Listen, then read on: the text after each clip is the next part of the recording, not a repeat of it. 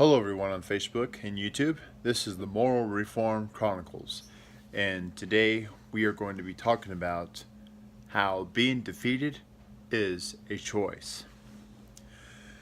In this video, it is important that we discuss this not just on this video, but for you, your friends, and family, if you have any you feel freely you can talk to, about how being defeated is a choice. These are subjects that we don't talk about much in our homes anymore. No one really ever really takes time to think about them and why. You see, being defeated, the way that it's a choice is, let's just say for some reason in your life, you lose that job you liked. Whatever that may be. Maybe it was right next to home. Maybe you had a job that paid really well and you just enjoyed it. You just couldn't get enough. But then something happens. The company either gets bought out, or two, they lost money. However, and you or anybody decides, oh, I give up. And let's say, like some people, you do go for it, but you don't try anymore. Or let's say you do try, but now you have another job, but you're still emotional. Do you see the similarities between the two here? One doesn't get a job because he just didn't like it, that he has to go for something else. The other person gets a job, but they're unhappy. They want the great benefits of their last job. They were happy. They just loved coming to work. All that. What are the similarities? They have this. They are unhappy. Also, very unthankful. While one works and the other doesn't, the one that's working is still defeated because they don't like the fact they can't have their last job. Why is that so? Why is that that they are defeated? They are defeated because they choose to be defeated. That person who has a job can be thankful and strive to get ahead and strive to be one of the top people at the job if they want to. Or maybe they don't want to get to the top. Maybe they could just be thankful they have a job. They're paying their bills. They're getting groceries. Da-da-da-da-da. The whole thing goes on about what to be thankful for. But you can't tell someone those things because they'll get offended. They're like, oh, I'm happy I have a job. Are you really happy? Well, think about it. If you're happy you have a job, then why do you look so down and out and depressed? Obviously, you're not happy. You're still defeated, whether you want to accept it or not. And two, the other person, still at home, maybe has good friends and family that are getting on his case, saying, hey, you need to do something. You can't just live here and expect to just, live off the rest of us, or what. Or maybe there's those friends that say, hey man, you're gonna really go down in debt really bad. You're gonna be out in the streets if you don't do something. It's like, oh, okay, whatever. Or what if they're just sad, like, oh, I can't get a job, not good enough. Don't do that. Number one, you're accepting defeat if you're that one still at home, if that person is still at home. Two, you're just asking for problems by staying in defeat. Three, by not striving to move forward and to find the next best thing, whatever that may be for you, you're still, again, goes back to what I just said, you're asking for problems. And let's just be honest, and this is not to hurt no one's feelings, but that person is sadly a sore loser if they just willingly not try. That's staying in defeat. That's willfully staying defeated. A long time ago, I say a long time ago, at least a few years ago, which to some people is a long time ago, but a long time ago, at one time, when I graduated from high school, I didn't know this till like a couple of years after. I was not happy, but I found out I had what they called a specialized education diploma. That's, as one older man put it, saying this to me and my dad, that diploma is so bad, it's not even worth throwing in the fire. Wow. Big statement. And he said this from somebody he knew that had the same experience. And you know what?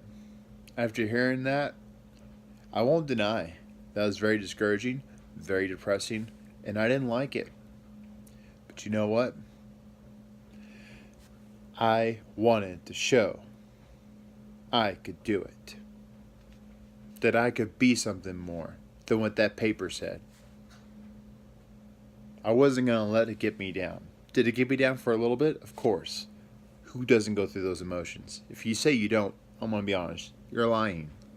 Everybody goes either through a little bit of it or a lot. You can't deny that you're going through that. It's a natural human emotion. Now, if you're really confident you can do it, great. Maybe you didn't have really a whole lot, but you still had a tiny bit, because now you got to go the extra mile and do something, which anybody in history will tell you, and anybody from like this, I'm sorry, not history, but who's a historian that knows stuff will tell you these people didn't like what they went through, what they had to go through, but it made them a better person along the way. And you're going to find this, some of you are going to find this kind of, maybe, I don't know, you might find it dumb, you might find it inspiring, I don't know. But again, here's this. It took me 4 years to finally get that GED. 4 years. I believe that's the right number. But that's not me complaining. See, at the place where I was going for the GED, they change stuff every year. No fun. That means the learning stuff changed a little bit. This changed, that changed. The teacher was just thrown all around trying to get it where she could teach us properly. She had a lot of junk thrown her way, but she worked hard to make sure we were gonna give our best. And she didn't get all mad and be like, oh, you didn't do this, you didn't do that. She was compassionate. I'm just sharing a little bit of my story, how I didn't stay in defeat. I felt scared for my future, which, because of God and Jesus Christ, and knowing I was not going to stay defeated. I have actually family members that I love dearly that stay in defeat because they choose to. They will tell you they'll tell you that in some instances they're not defeated. But then once you hear their story, you'll be like, oh wow, you are defeated, but how could you not see it? That's the problem. People don't want to admit stuff because their pride is too big for them. And I'm not downing my family. I love my family very much. We've all got struggles. But don't let those struggles keep you down. So again, getting back to what I was saying, it took me 4 years. But you know what? I didn't give up, I didn't give in, and I didn't surrender. I can even tell you that through all that time, there are people my age and a little bit younger around the area that I lived in that I knew were wanting me to stop and be defeated. Because I didn't grow up having it near as good as them. And they're probably watching this thinking, oh, he's talking about us.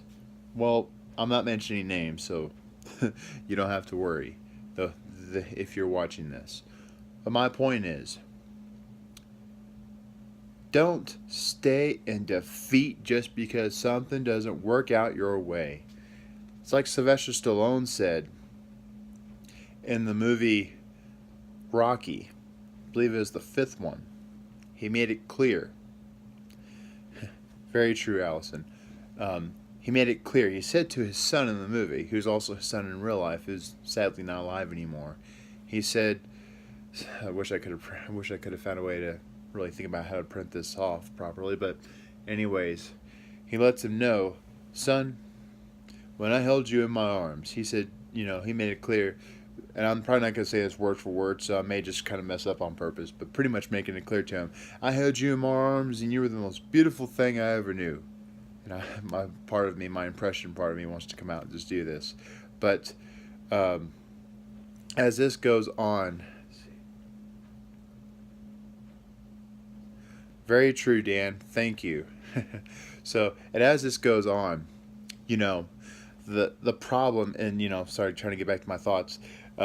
Yeah, the thing of it is, he's like he said, I held you in my arm. You were the most beautiful thing I ever knew. And here's the thing of that. As he goes on, he says, you probably have heard this 1,000 times, but it's like when you went out to do what you want to do, you went out and you did it. You gave it your best. But when people come around, you let them stomp all over you. You let them do this to you.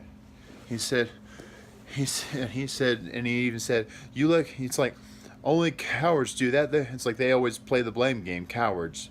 But it's like he pretty much made it clear that, see, the words don't want to come out quite right. So I can see them in my head and play them back, but I can't get it to quite come out. But anyways, pretty much he was talking about how cowards play the blame game. He said, cowards do that, and that ain't you. You're better than that. And he says, he's talked about how in that video, in that part of the movie, that sometimes you're going to get beat down. You're going to feel bad. But you got to keep getting up and keep taking the hits and keep moving forward. That he says that's what winners do. That they keep moving forward. And that's life. You can't be one who chooses to be defeated if you want to get ahead. You got to strive so hard and push yourself so much to see that you can, if you're a Christian, that is, you got to push yourself so much and allow God to help you at the same time if you want to succeed in anything. And I'm not saying that God's this one who gets you all this money. I'm not saying that God is this one that it's like, oh, you're going to make it. And like the Tooth Fairy or like some fairy from some fairy tale movie has this wand. Ding. No, God's not like that. Sometimes he used the desert, what I call the desert test. What he uses to make greatness out of those whom he knows he can use for the greater things, to bring out the best in you. Was it easy for Joseph in the Old Testament to be in that, correct me if I'm wrong, in that Egyptian prison? Was it easy? No, it wasn't. But you know what? God helped him. But was it easier with God's help? By a little bit. But that little bit goes a long way in your life. You got to keep on trying. You got to remember, when he's in control, he's in control. Even when it feels like it's not. Even when it feels like he's not in control. You got to keep the focus. You got to keep the focus on this. Not just this Bible. The Bible that leads you, which is, that I'm not going to just say about just any translation. It could be King James. It could be New King James. I got different translations here, but I read through them slowly because I'm not a fast reader. I can't get through stuff because otherwise if I read through it fast, then I'm not going to get the message that is in it. And so what I'm saying to you is, it doesn't have to be just those two. There's even other good ones out there, that I could just name off, but there's not enough time for this video for that, and even in life. Let's say for some reason let's say you're an atheist that's struggling. Well, the reason I bring up atheists in these videos is because I used to be one. I know how some of them feel. I was there. Not many of them have, well, let me reword that. Many of them have friends, but do they have the kind of friends that will encourage them through the hard times? I would say some do and some don't. The ones that don't need your encouragement. They need that encouragement to move forward. And hopefully in time as they see the fruits of Jesus out of you, they will see why you didn't stay defeated. Paul even wrote, and we all know this verse by heart, Philippians 4:13. You might as well say it right now. I can do all things through Christ who strengthens me. The man wrote this in prison. I'll say that over again. This man has went through a lot. Did he give up on getting the gospel out to the world? No. Therefore, this man did not stay in defeat, but he decided he wanted to always strive to move forward and be the best he could for our Lord Jesus Christ. And my thing I want to say to you today is, again, don't choose to be defeated because your circumstances don't work in your favor. Don't choose to be defeated just because something didn't work out for you. Don't choose to be defeated just because you don't need to be defeated. You don't need to be there. It's depressing, it's sad, and it leads to a life of destruction. It doesn't have to be just all out here. It can happen in your body, physically, spiritually, emotionally. You need to get up and do something about it. I may be sitting here and you're probably laughing, well, why don't you get up and do something about it? I already have, and I still am. That's why I'm not remaining defeated. Because I know who I am in Him, and I don't need people's approval to be happy in Him, to have the confidence and the peace I can have in Him, because I know that with Him, I'm going to make it.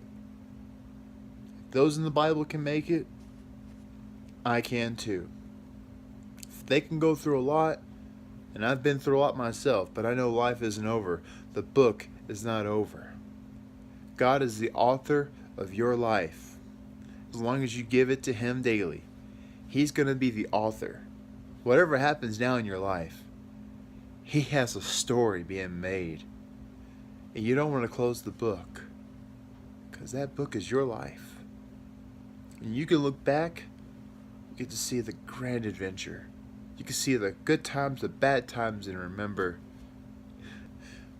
He was writing your story. He was doing amazing things, even when you least expected it. And if you went through a hard time for 10, 20 years, or whatever that was, you must be willing to stick with it. To remember, if you're a Christian, look up to the King of Kings, Lord of Lords. Let your life be a shining example of who He is to you. But also not just to you, but who He is biblically and scripturally. Let your light so shine so that all may see. I'm not saying this word for word, I'm terrible at this. The glory of God in you, so that those who don't know Him may worship Him. They may not want to, but when they thank you for doing what you did, they're thanking God too, because it's God in you that helps you to be the blessing and miracle you are today, because you did not stay defeated. Have a blessed day, everyone, and remember, God loves you. You are precious to Him. Please like and subscribe to this channel and this video, and comment below your thoughts and things. And remember, this is not the time to be defeated. This is the time to strive to achieve and be a winner. You don't have to be a winner to the world. It's being a winner in here and up there with Him. That doesn't mean hard times won't come. It's just knowing He's your King and living for Him with commitment. So, God bless all of you. And remember, again, Jesus loves you.